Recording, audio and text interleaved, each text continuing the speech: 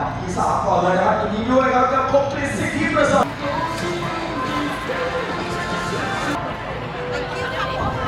ฝ่ายขายและการตลาดบริษัทในโลกที่บนจำกัดต้องระดับเท่าไหร่ถึงจะได้แชมป์ประจำเฮ้ยตอนนี้มีแข่งอยู่ไหมในเดือนไทยบ้างไม่มีแล้ว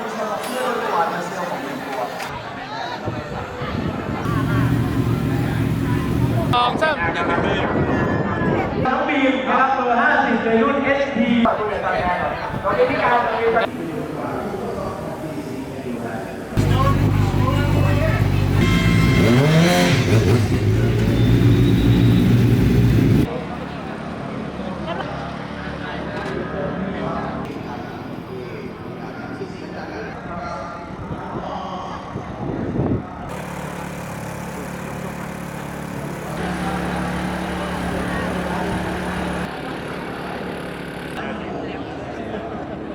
ชียร์ของทีมชาติของโค้ชเลยแก้โบว์ร้องแล้ว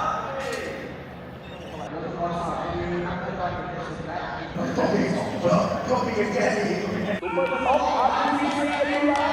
สมาสโลเป็นรถก่อน